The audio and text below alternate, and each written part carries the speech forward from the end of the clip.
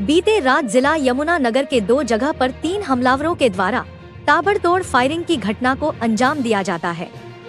जानकारी के अनुसार यह फायरिंग यमुनानगर के निजी अस्पताल की रिसेप्शन व यमुनानगर के सिटी मॉल के बाहर फायरिंग की गई।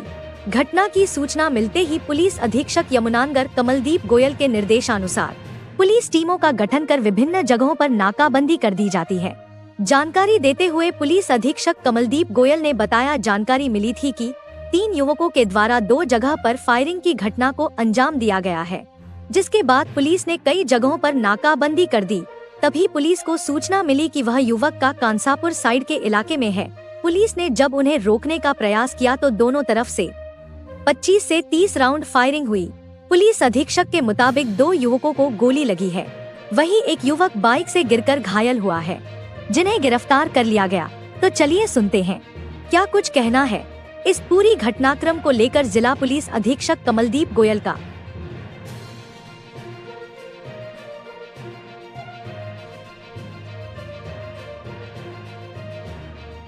देखिए, कल पिछली जो रात थी उस पे लगभग 10:30 बजे पहले जो डॉक्टर बरियाम सिंह है उनके हॉस्पिटल में रिसेप्शन के पास से आके 3 लड़कों ने फायरिंग की थी। लगभग 13-14 के आसपास राउंड वहाँ पे फायर किए थे और फिर उसके कुछ ही देर बाद जो स्थानीय सिटी मॉल है वहाँ पे भी 3 से 4 राउंड फायर किए गए थे। तो ये बताया गया कि 3 लड़के हैं जिन्होंने फायरिंग की है। तो उसके बाद लगातार हमारी नाकाबंदी सर्च इलाके के अंदर चल रही थी और अभी लगभग 5 बजे कांसापुर के पास हमें सूचना थी कि ये तीनों लड़के उस इलाके में हैं। तो हमारी सीआईए की टीम्स ने वहाँ नाकाबंदी कर रखी थी। तो उनको पकड़ने के प्रयास में उनको रोकने का प्रयास किया तो अपराधियों ने और पुलिस की तरफ से दोनों तरफ से क्रॉस फायरिंग हुई है। लगभग 25 से 30 राउंड दोनों तरफ से फायर हुए हैं। तो उस फायरिंग में जो 2 लड़के हैं 3 में से, उनमें से 2 को गोलियां लगी है लेग्स के अंदर और 1 लड़का उनमें बाइक से गिरने के कारण घायल हुआ। तो इनको हमने तुरंत प्रभाव से स्थानीय हॉस्पिटल में भर्ती करवा दिया। उद्देश्य क्या था सर? देखिए, इंटेंशन जो प्रथम दृष्टया लग रही है वो तो यही है कि फिरौती के लिए एक तरह से डर का माहौल क्रिएट करने के लिए। पीछे भी इनको फिरौती की कॉल आई थी तो उसमें हमने उनको सुरक्षा भी मुहैया करवा रखी थी। तो प्रथम दृष्टया तो वही मोटिव है। बाकी भी पूछताछ में और ज़्यादा पता किस गैंग से जुड़े हो सकते हैं सर? वो मैंने बताया कि अभी पूछताछ में ही पता लगेगा ये सारा।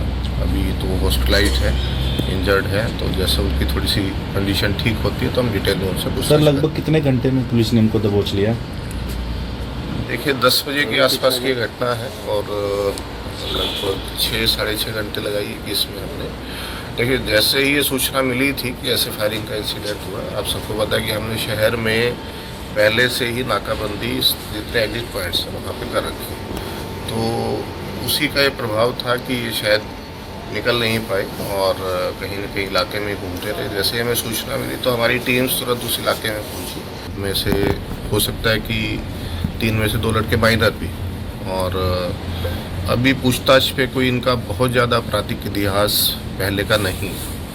तो ये बिल्कुल साफ है कि जो गैंगस्टर्स हैं वो ऐसे जो युवा हैं उनको एक तरह से उनका रास्ते से भटका के उनको हिंसा की तरफ लेके जा रहे हैं। तो मैं युवाओं को यही संदेश दूंगा कि इस तरह थोड़े से पैसे के लालच में आके अपना जीवन बर्बाद ना करें। जो बाहर गैंगस्टर बाहर विदेश में बैठा है, देखिए वो आपको इस्तेमाल कर रहा है, ये बात आपको समझनी चाहिए।